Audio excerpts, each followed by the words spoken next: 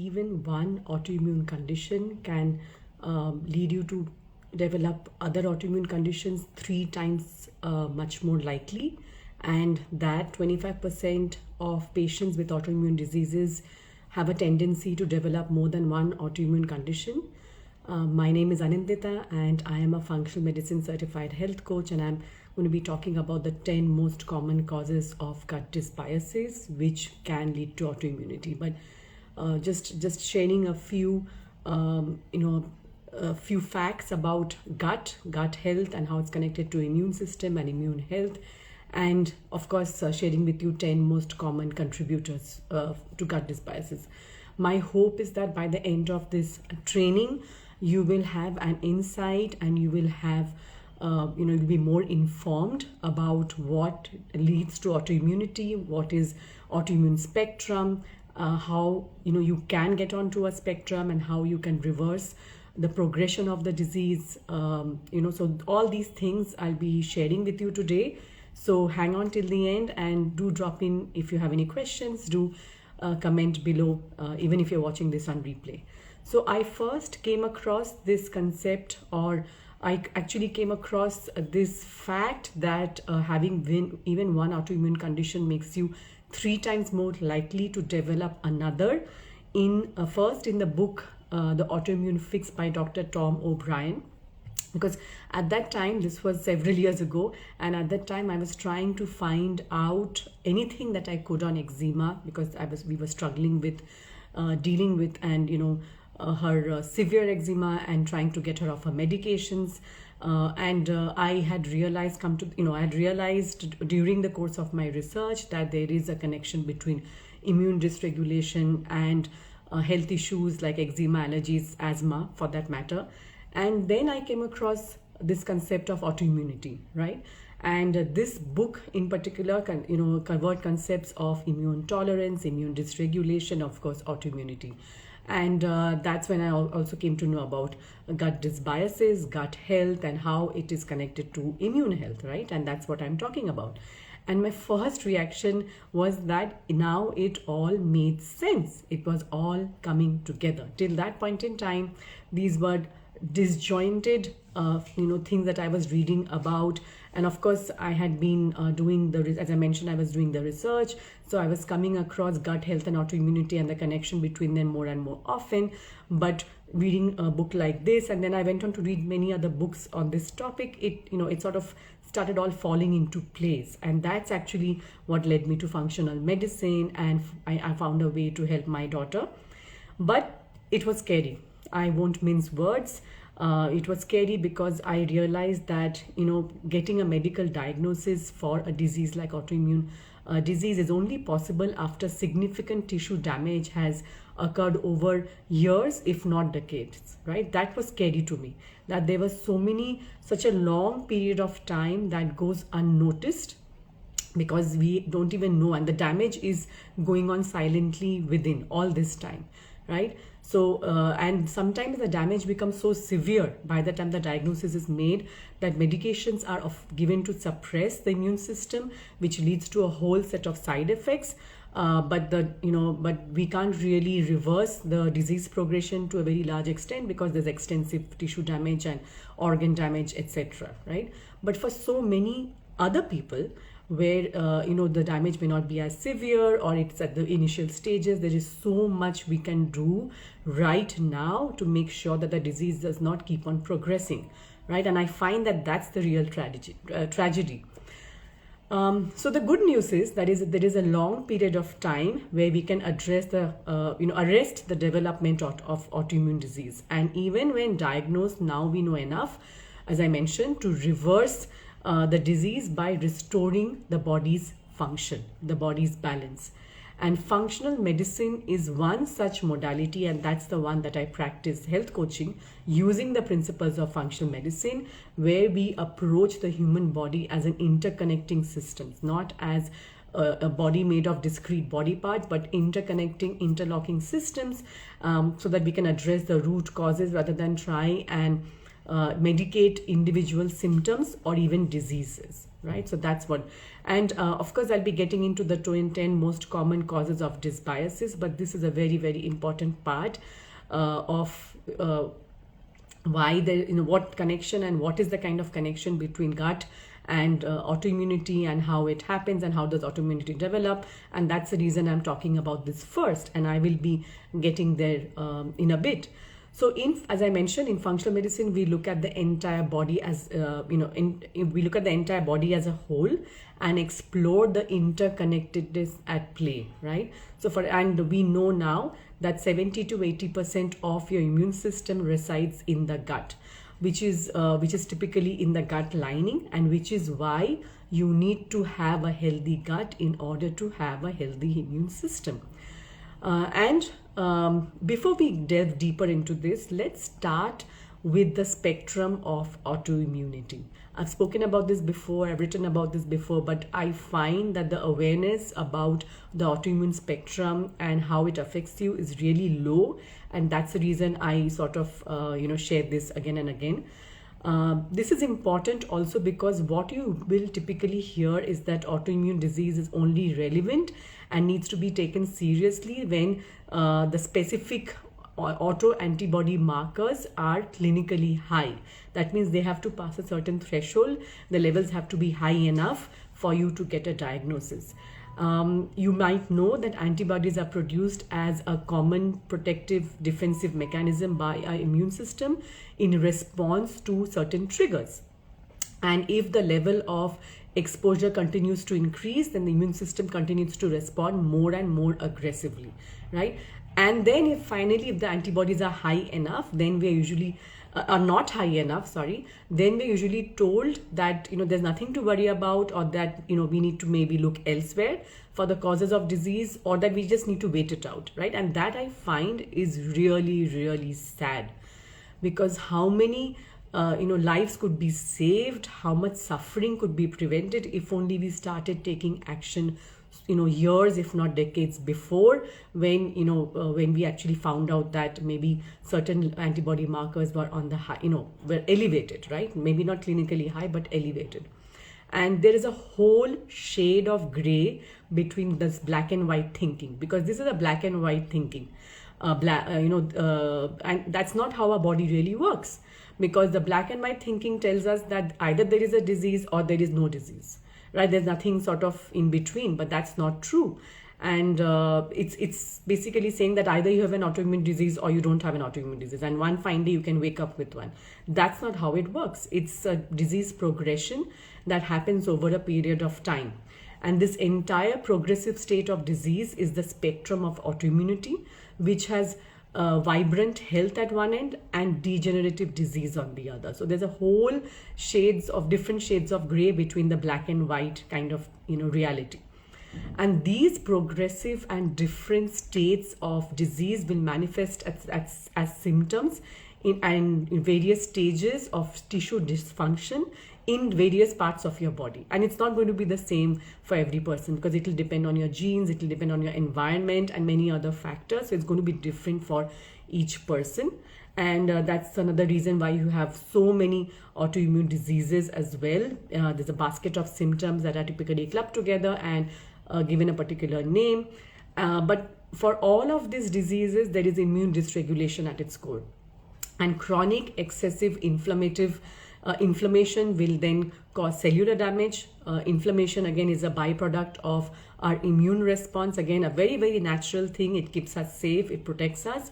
But if it's chronic and excessive, then it causes cellular damage, then tissue damage, and that's what leads to organ inflammation, and then finally organ damage. And it's at this juncture when you get a diagnosis. Give me a thumbs up if you've found this something that is completely new and contrary to what you may have been told so far. And I hope that by sharing these facts with you, you will get an insight into what is autoimmunity, what is an autoimmune spectrum, why you need to maybe make better choices, and what you can do about it, right? So the point is, and this is the most important point, if there's any one takeaway from this training, this is it. It does not matter where you notice any symptoms or not, right? If you have an increased level of antibodies, you need to start taking action today. You don't need to wait for a diagnosis. You don't need to wait for anything else to change. If you have elevated antibodies, then you need to, take some preventive measures. And I will be talking about them in the weeks to come. And this is also because in some people, there can be a high level of autoimmune activity at play, and maybe their body is very resilient, and they may not even, it may take some time before the tissue can become actually damaged. So for a while, the autoimmune disease progression can be ongoing, but there may not be really any symptoms. So that person may not really notice anything. But again, you don't want to keep waiting for the tissue to become more and more damaged. As I said, that first you have cellular damage, then tissue damage, then organ inflammation, and then eventually organ damage. That's when your diagnosis will happen. But you don't want to keep waiting for that kind of damage to occur over years and decades before you respond, right? By responding as early as possible, you will be able to prevent a lot of damage and suffering and pain, medications, treatments downstream. That's my hope, and that's, I hope, something that you will take away from today's session. So the good news is, now coming to putting all of this together, this means that it's not true that autoimmune diseases can only be managed or suppressed. We can certainly reverse autoimmune diseases in many people. As I mentioned, it depends on the extent of, on how much, what kind of damage on the person, but it can be reversed in many people. And the gift of having symptoms is that you have an opportunity to take notice and start addressing the underlying problem. This is what your symptoms are offering you. I have talked about this earlier, I've written about this earlier, and I believe it, we know it to be true in terms of figuring out that if you have certain symptoms, then this is a good opportunity, good chance for you to take certain action, right? So, of course, medications are sometimes necessary to either arrest or to prevent further damage, right? Make no mistake about that. It's not always an either or scenario. So I am not a proponent for medication or against medication. It depends on the person. So medications and line of treatment is often goes hand in hand with what I'm saying. But at the same time, your recurring and seemingly unconnected symptoms, especially at the beginning of this disease progression. So what are the symptoms am I talking about? Symptoms like headaches, recurring headaches, right? I'm talking about recurring chronic, which sort of comes and goes, mild, which we tend to ignore or medicate, just to get rid of those symptoms. So it can be your headache, it can be diarrhea, it can be constipation, it can be joint pain, it can be lack of energy, it can be bloating, it can be all kinds of symptoms, right? But these are all, they may be signs, especially if they are recurring and ongoing, that something is out of balance and something needs to be addressed, right? So if you're ready and willing to make lifestyle changes, then you can reverse the dynamics of disease progression, especially, even in autoimmune disease progression, right? Autoimmune disease. And I have actually shared a link in my bio. If you want to schedule a free 30 minutes discovery call, then we can actually have a chat about how functional medicine can help you, and if you're a right fit for my health coaching program, where I help women with autoimmune conditions reverse their symptoms using functional medicine principles with their bodies as their guide, right? And I have a launch coming up. I'm opening it for enrollment next month. This is a limited time enrollment only. You can actually read about how Dr. Amy Meyer reversed her condition. She had a kind of autoimmune condition called Graves' disease, which is of the thyroid. You can read about her. She has a book called The Autoimmune Solution. So you can actually, there are many such examples of people who have successfully reversed their autoimmune conditions. There are many such examples. But again, coming back to the point that to what extent your tissue function is able to be restored will depend on what kind of damage has already occurred. So it will depend on these things, but there's so many things that is certainly possible for you to do. And this all comes together in your gut, right? And that's why today's topic is the 10 most common causes of gut dysbiosis, which can lead to autoimmunity. Your gut is an immune central. It hosts 70 to 80% of your immune system. particularly in the gut lining, right? Gut wall. It's a one cell thick lining which basically acts as a barrier between the outside world and your inner world. Okay.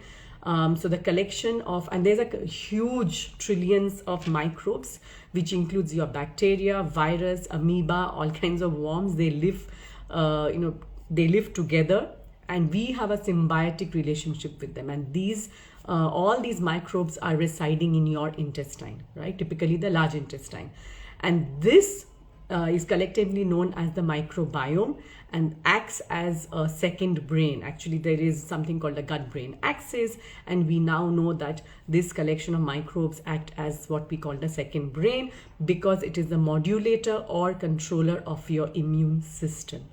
That's how important your gut health is for you. And this kind of, as I said, it's a symbiotic relationship. There is a give and take. So what we eat feeds our gut microbes, and what they do saves our lives, right? Many different ways. And which is why I'm talking about gut dysbiosis, where the gut health is out of balance. There's an imbalance going on. And again, 70 to 80% of immune system resides in your gut, and the number of microbes as well as the diversity plays a critical role, especially in the early stages of your life. So now I'm bringing it all together for you. I am showing you how your gut health is connected to your immune health, and in turn obviously connected to autoimmunity or autoimmune disease progression. And in fact, we know that about, we say that, most of the diseases begin in the gut, especially the chronic diseases, right?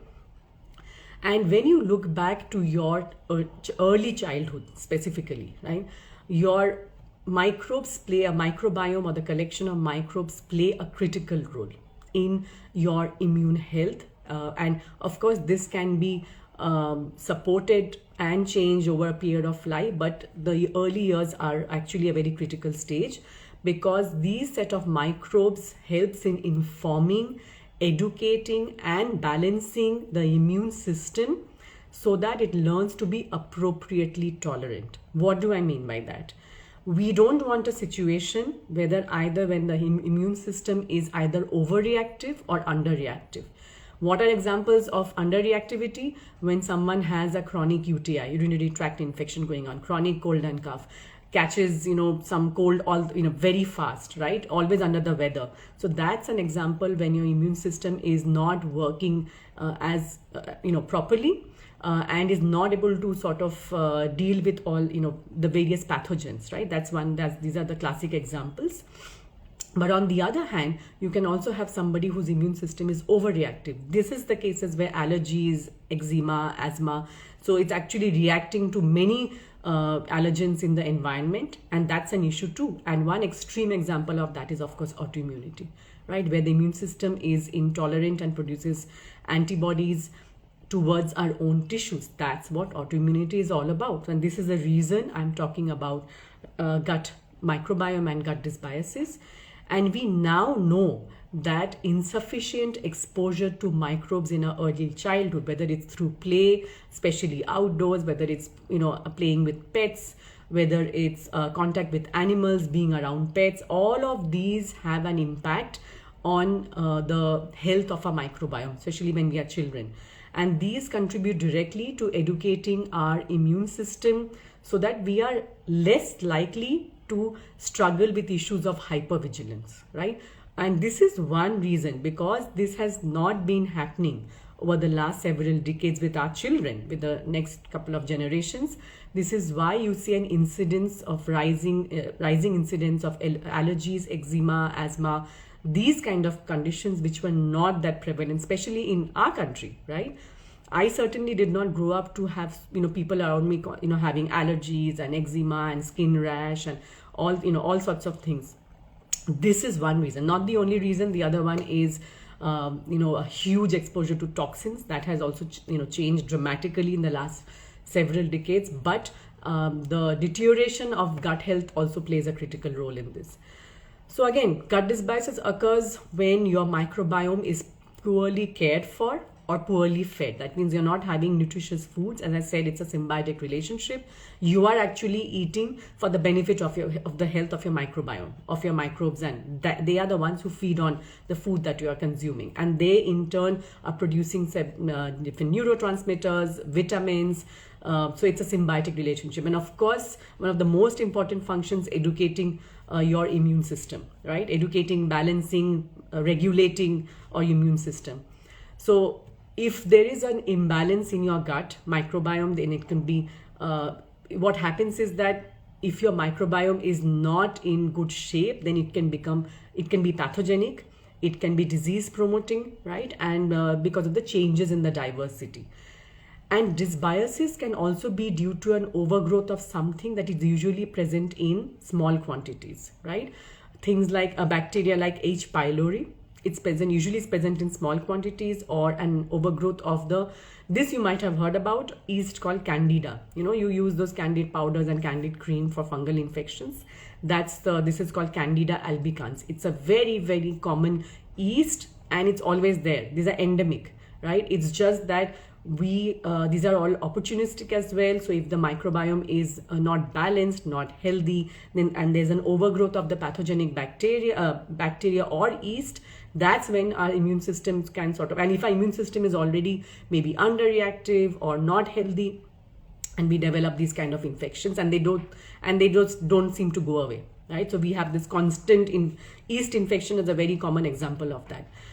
Doesn't mean that it was never there and we need to get rid of the entire thing. It usually means that we need to restore our immune function and immune health and bring it back to balance and allow it to do its job, which it will, right? So yeast is one example of that, Candida albicans.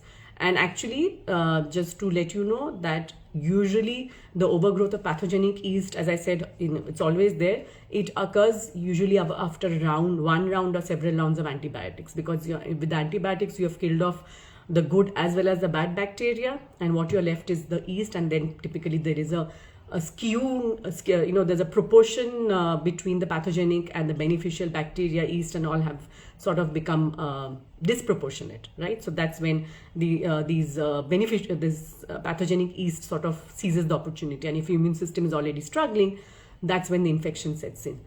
So the imbalance is not so much about the microbiome, but its effect on us, its effect on you.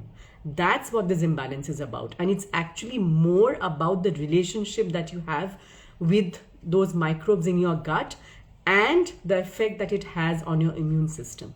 That's what we need to focus on, rather than focusing on eradicating everything, killing everything, removing, which is anyways not possible. It's just not possible to create a sterile environment. It is more about actually making sure that your relationship with your microbes is as healthy as possible, and so that the effect on your immune system is beneficial. Finally, there are many different contributors to gut dysbiosis, the dysbiosis that I just mentioned, right? And it ranges right from powerful antibiotics to your daily food choices. So today I'm going to share with you the 10 most common causes of gut dysbiosis, and what you can do with this information is of course up to you, but you can start thinking about the changes that you can make, maybe things that you can look out for, steps that you can implement. So any small things that you can do starting today can lead to long-term health repercussions in a good way. So that's my hope. And if there's enough interest, if you find that this has been helpful, you can share it with somebody. You can post a comment or any question below, and so that I can then do follow-up sessions on related topics. So the 10 most common causes of gut dysbiosis, number 1, and it's not in any particular order, these are the 10 most common ones, is antibiotics, of course. I just touched upon that if you typically take antibiotics, it wipes off, it's like carpet bombing of your microbiome, so it kills off many of the good bacteria as well, of course the bad bacteria, and that sort of puts the microbiome out of balance. So then a lot of times you have an overgrowth of the pathogenic yeast instead. So all kinds of things can happen, and this is one of the most common reasons for gut imbalances. And of course nothing happens overnight. Our body is very resilient, but over a period of time this can have downstream consequences. Stress is another one, and that is because of the powerful effects of cortisol, the main stress hormone. There are other stress hormones as well. Stress has many different ways that it affects our gut and creates gut dysbiosis. But one of the most powerful and the most common ways is that when you are, for example, I'll just give you an example. When you're eating with and you have high levels of stress, and you're eating, just right after either you've fought with somebody or watching something, or generally stressed about something, it can lower the production of your stomach acid by as much as 75%, which means that it affects your digestion, which affects your nutrient absorption and intake and absorption, which can then have downstream effects on your immune function. That's one way how stress can affect, and there are many other pathways. Number 3 is acid suppressing medications. Again, we pop in a pill and antacids because we have what we think is acidity, or we have some indigestion issues, and we don't even think twice.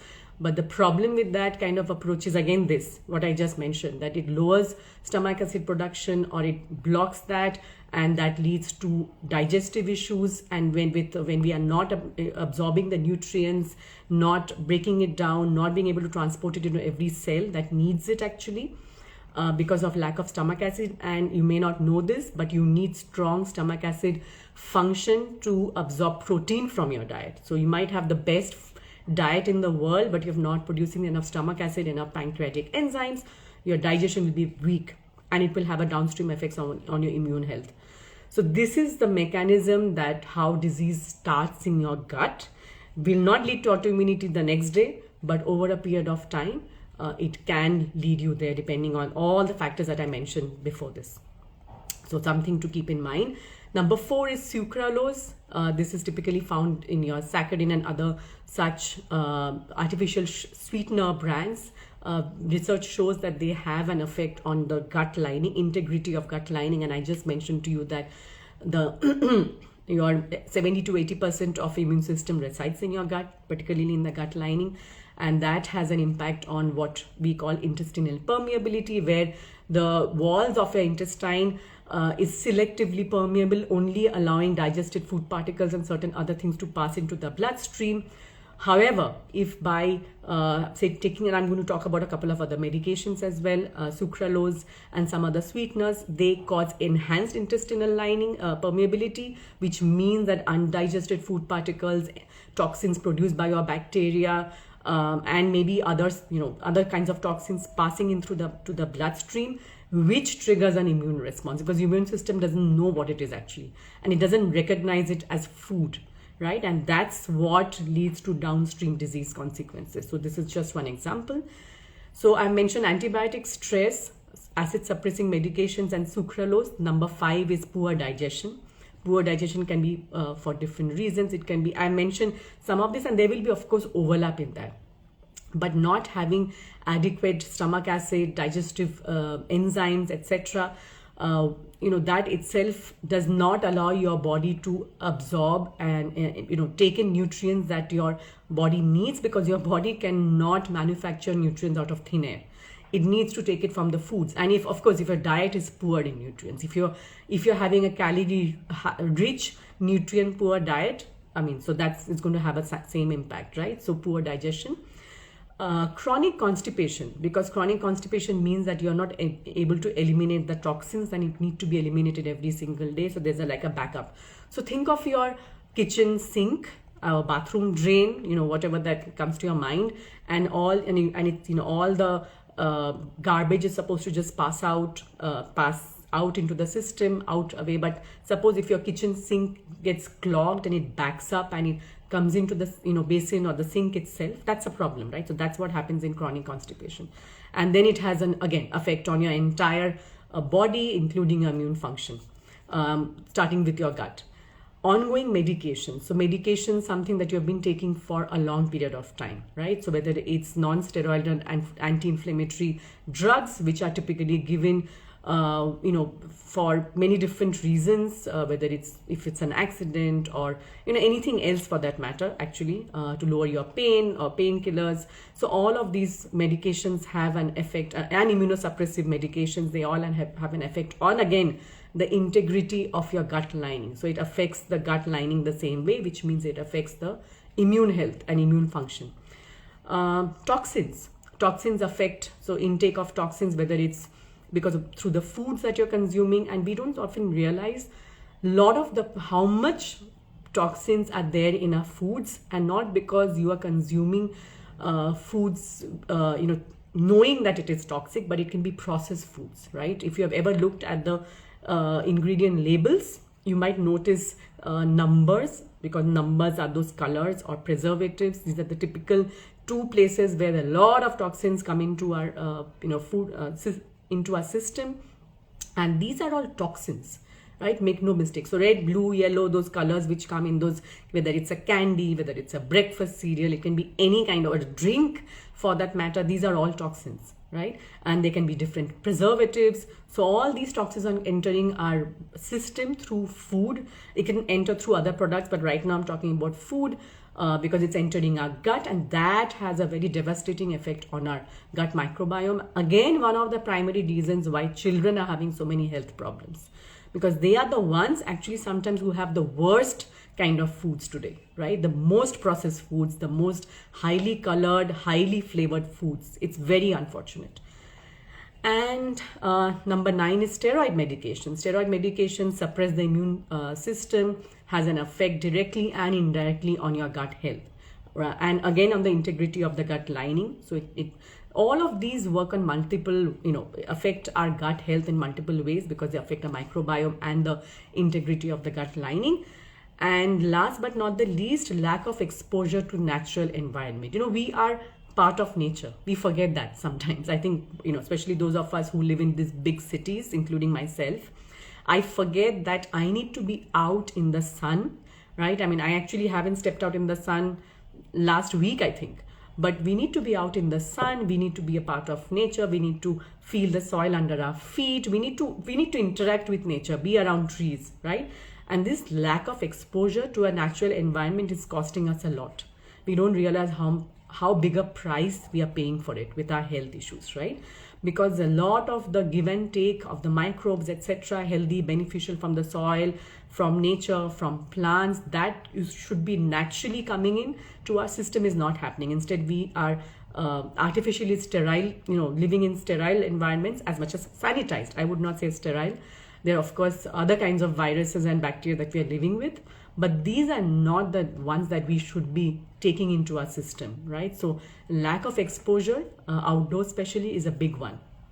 So the 10 most common causes that I just shared with you are antibiotics, stress, acid suppressing medication, sucralose or artificial sweeteners, poor digestion, poor constipation, chronic constipation, ongoing medications, toxins, steroid medications, and lack of exposure to natural environments.